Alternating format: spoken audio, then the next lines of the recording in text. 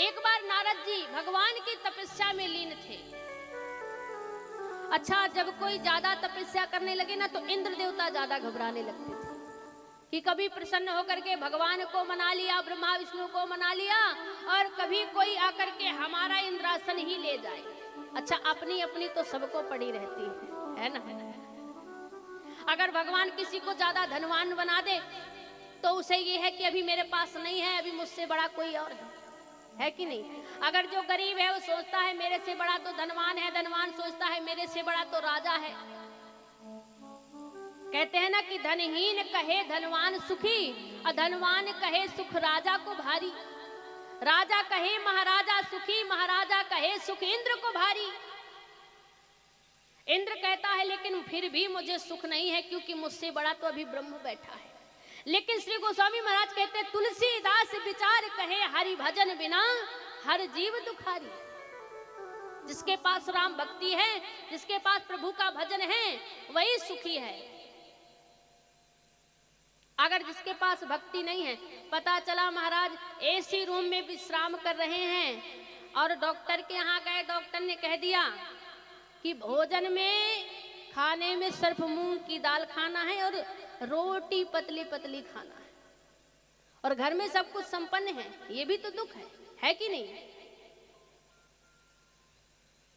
कुछ नहीं खाना, एसी पर विश्राम करने से अच्छा, एक बात कहूं, एसी पे विश्राम करने से सुख मिलता है, सुख, लेकिन चैन नहीं मिलता, शांति नहीं मिलती, आनंद नहीं मिलता।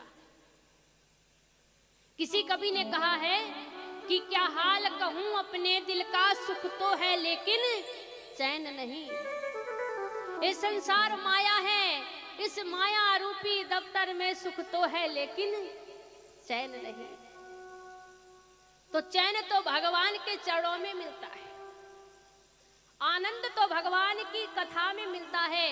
आप सभी आए हैं कथा सुनने, तो मैं तो कहती हूं कि वास्तव में ये कथा प्रेमी है, आप कथा प्रेमी है, अपना समय निकाल कर आए, क्योंकि ये तो देवताओं को भी दुर्लभ है जो हम आपको प्रभु ने मनुष्य बना दिया। बड़े भाग मानुष तन पावा, सुर दुर्लभ सदग्रंथन गावा, ये देवताओं को भी दुर्लभ है। हमारे बड़े भाग ऐसे नहीं कहे गए हैं, क्योंकि हम प्रभु की कथा सुन सकते हैं। इस कथा को सुनने के लिए महाराज देवता भी तरसते हैं। और अगर कथा सुन रहे हैं मन से, भाव से, तो संसार में यही तो भक्ति है। भगवान का नाम, कलयुग केवल नाम आधारा, सुमिर सुमिर न रुत नहीं पारा। भगवान का नाम लो और ये संसार रूपी भवसागर से पार हो जाओ। क्योंकि गोस्वामी महाराज ये भी लिखते हैं संसार जो है ये अथाह सागर समुद्र है, इसकी गहराई का पता नहीं है, इसमें गहराई कितनी है। और महाराज इस संसार के समुद्र से हमें पार होकर के जाना है, तो कैसे जाएंगे, कैसे जाएंगे। या तो राम नाम रूपी नौका बना लें, राम नाम की नौका बना लें तो पार हो जाएंगे। या तो फिर श्री गोस्वामी महाराज वाक्य लिखते हैं कि नाम लेत भव सिंधु सुखाही। भगवान के नाम में इतनी शक्ति है कि अगर मन से, भाव से, वचन से उनका नाम ले लिया तो भाव सागर का जो सिंधु है, नाम लेत भव सिंधु सुखाही, करिए विचार सुजन मन पार हो जाएगा।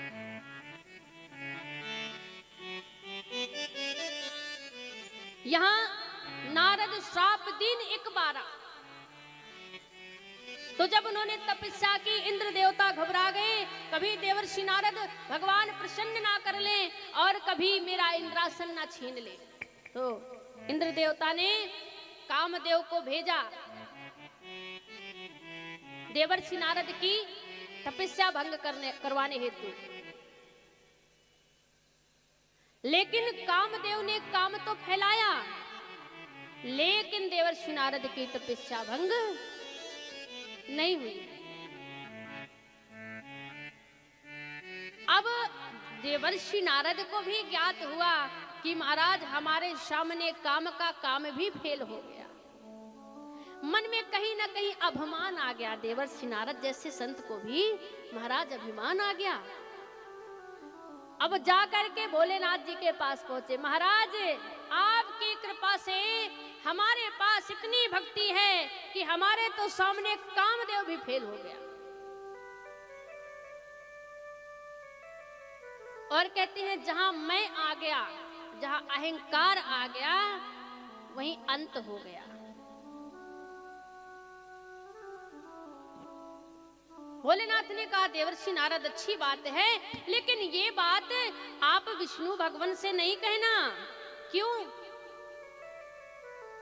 बोले आपकी सराहना तो गाई जा रही है, कही जा रही है, आपके भक्ति के सामने काम का काम भी नहीं चला। लेकिन देवर्षि नारद विष्णु भगवान के यहाँ पहुंचे क्षीर सागर में। महाराज मैं आपका इतना बड़ा भक्त हूं कि मेरे सामने तो कामदेव भी फेल हो गए, कामदेव की कामना भी रुक गई। अब भगवान को लगा कि देवर्षि नारद जैसे संत के अंदर अगर जरा सा भी अभिमान है तो ये निकालना पड़ेगा, अन्यथा इनका नुकसान है। आगे गए।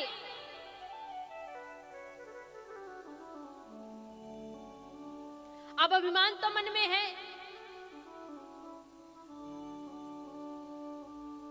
क्योंकि भगवान तो हृदय की जानते हैं। गोस्वामी महाराज भी कहते हैं, नारद जी चौपाई अर्धाली बता रही है कि नारद कहे वो सहेते अभिमाना, नारद कहे वो सहेते अभिमाना, नारद कहे वो सहेते अभिमाना, नारद कहे वो सहेते अभिमाना, नारद कहे वो सहेते अभिमाना,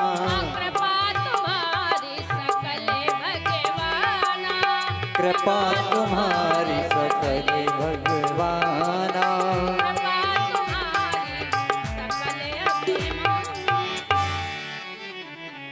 नारद जी ने भगवान से यही कहा कि नारद कहे वो सहित अभिमाना,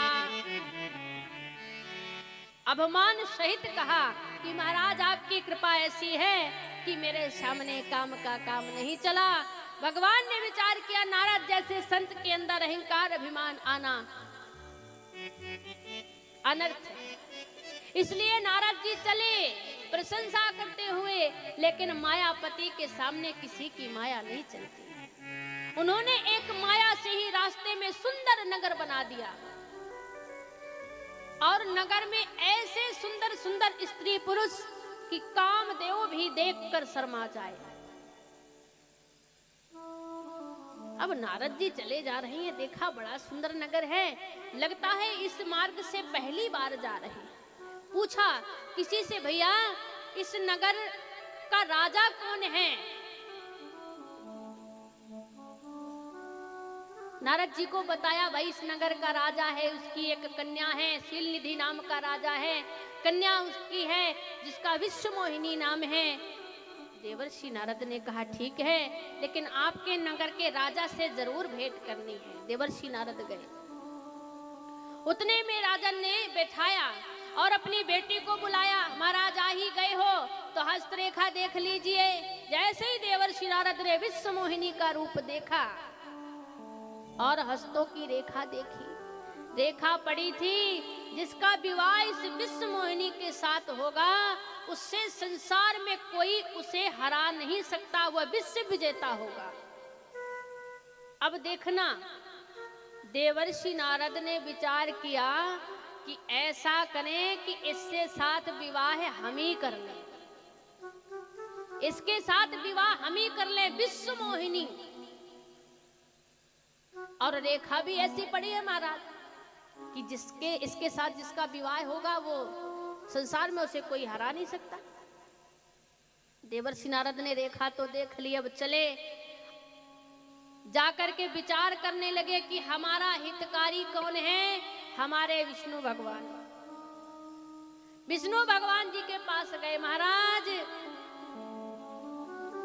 कहा उन्हें अपनी भक्ति में इतनी अकड़ थी कि महाराज काम भी चला गया, काम भी फेल हो गया। हम किसी काम के बस में आने वाले नहीं, हम ऐसे विरक्त संत नारद हैं। लेकिन भगवान ने भक्ति की परीक्षा ली और यहाँ उन्हें विश्व मोहिनी से मोह हो गया, नारद जी को मोह हो गया। रह लिए संत महाराज, अब गृहस्थ आश्रम भी जी ले। भगवान से कहा, भगवान ने कहा देवर्षि नारद बात क्या है? देवर्षि नारद ने कहा महाराज एक निवेदन है। क्या? हमने अपना मन बदल दिया है। भगवान ने कहा कैसा मन बदल दिया? बोले अब हम जो है विरक्त जीवन नहीं जिएंगे। क्यों? महाराज अब हम विवाह करना चाहते हैं। भगवान विष्णु ने कहा आप विवाह करना चाहते हैं? बोले हाँ हाँ अब हम विवाह करना चाहते हैं। विष्णु भगवान ने कहा नहीं नहीं नहीं, नहीं हम इसका समर्थन नहीं करते। अगर भोलेनाथ कह दे तो वहां भी चले जाओ। भोलेनाथ जी के पास गए, महाराज आपको एक सूचना देनी थी कि हम विवाह करने वाले हैं। भोलेनाथ जी ने कहा आप विवाह करने वाले हैं महाराज?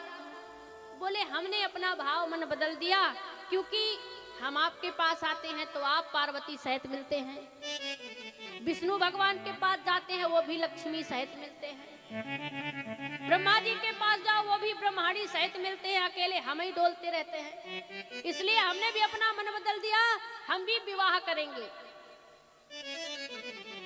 तो भोलेनाथ ने कहा फिर विष्णु भगवान के पास ही जाओ। अब भगवान के पास आए, महाराज आपसे बड़ा हितकारी तो संसार में हमारा कोई नहीं है और आपको हमारी सहायता करनी पड़ेगी। भगवान ने कहा बताएं कौन सी सहायता करें। अब उन्होंने तो विचार बना लिया था कि विश्व मोहिनी के साथ अगर वर्ण करना है तो मैं भगवान से भगवान की सुंदरता मांगूं। हरि शन मांगो सुंदरताई, मैं भगवान से भगवान की सुंदरता मांग लूं तभी ये विश्व मोहिनी कन्या का विवाह मेरे साथ होगा। भगवान से हाथ जोड़कर कहने लगे भगवान आपसे ज्यादा हितकारी मेरा कोई नहीं है, इसलिए जो आप हैं मुझे अपना स्वरूप दे दीजिए। हरि सन मांगा सुंदरताई, अगर आप अपना सुंदरता अपना स्वरूप दे देंगे तो विश्व मोहिनी कन्या के जो पिताश्री हैं वो स्वयंवर कर रहे हैं। स्वयंवर का मतलब है जिसे कन्या स्वयं चुन ले, स्वयंवर। जिसके गले में बरमाला डाल दे वही उसका पति होगा। बड़े बड़े राजा बैठे हैं, धीराजा बैठे हैं, राजकुमार बैठे हैं। अब सबको कन्या ने देखा, वो जिसको चुन ले वही उसके साथ उसका विवाह होगा। स्वयंवर कर रहे हैं, इसलिए आप जो है अपना ये हरि रूप दे दो। भगवान मुस्कुराए। भगवान ने कहा ठीक है। हरि रूप मांगा और महाराज भगवान ने उन्हें अपना हरि रूप दिया। हरि रूप भगवान का भी है और हरि रूप एक बंदर के स्वरूप को भी कहते हैं। और दूसरा भाव ये भी कहा देवर्षि नारद ने कि महाराज जिस प्रकार मेरा हित हो आप वही करिए, जही विध होय नाथ हित मोरा करहु सुबेग दास में तोरा। जिस प्रकार मेरा कल्याण हो आप वैसे ही करें। तो भगवान ने कहा बिल्कुल देवर्षि नारद, आपका जिस कारण कल्याण होगा हम वही करेंगे। उन्होंने कहा ठीक है, आपको अपना स्वरूप दे दिया। अब देवर्षि नारद जी को लगा हाथ देखे भगवान जैसे विष्णु भगवान का स्वरूप मिल गया। अब पहले शीशा तो चलता नहीं था कि जाके खड़े हो जाओ ड्रेसिंग के सामने देख लो हमारा रूप कैसा है, हमारा रंग कैसा है।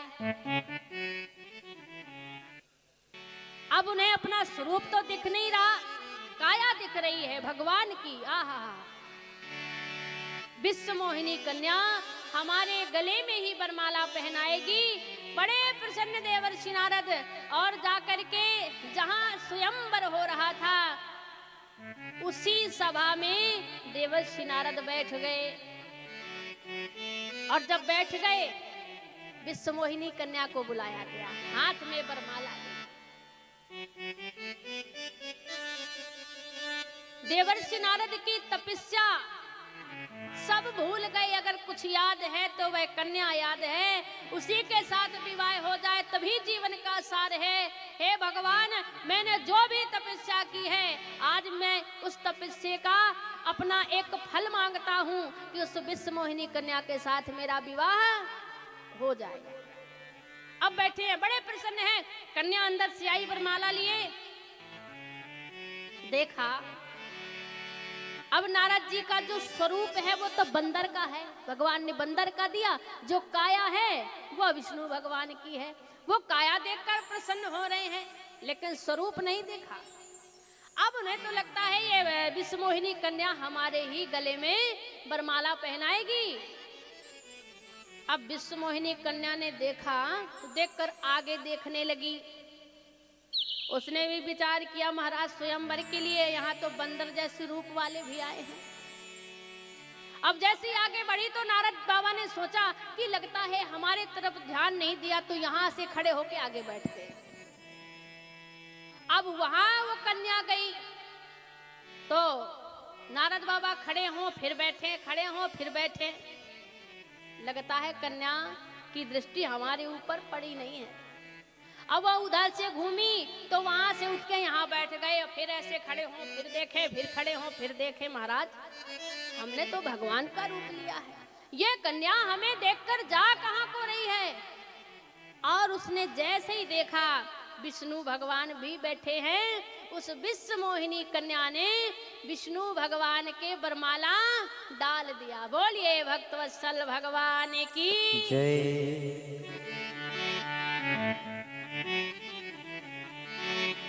जैसे विष्णु भगवान के वरमाला डाल दिया, देवर्षि नारद ने देखा, हृदय में क्रोध अपार भर गया, क्योंकि मन में तो यही है कि कन्या के साथ विवाह हो।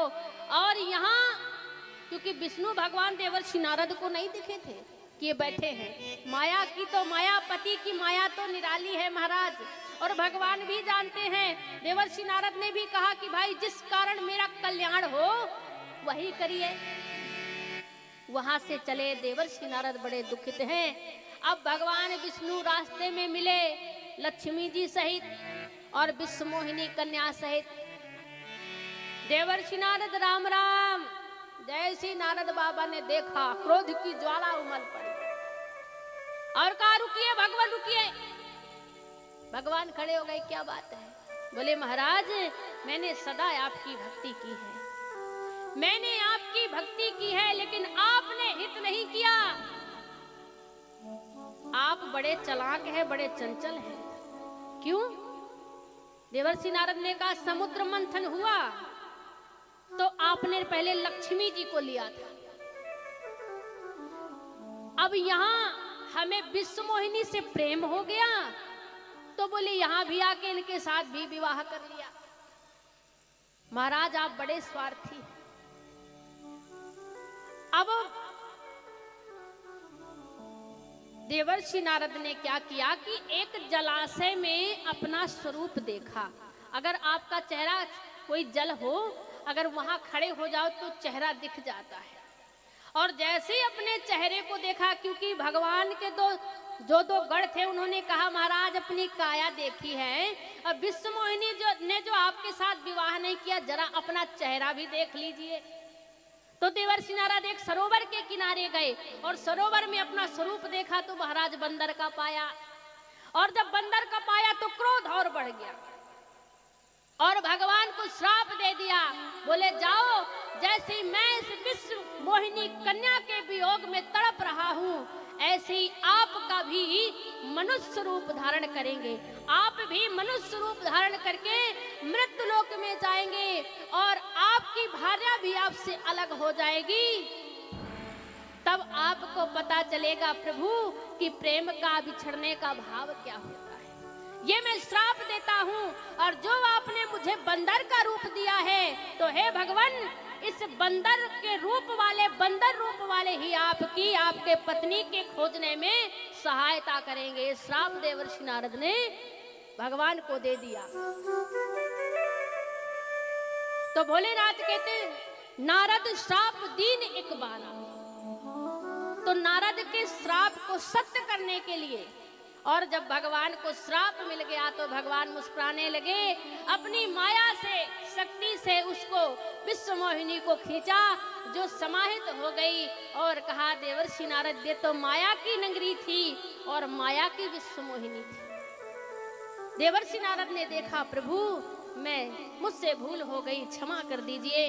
भगवान विष्णु ने कहा, नारद जी, आपके अंदर अहंकार आ गया था, अभिमान आ गया था, मुझे इसकी परीक्षा लेनी थी। ना वहां कोई नगरी थी, ना कोई राजा था, ये मैंने माया से बनाया था।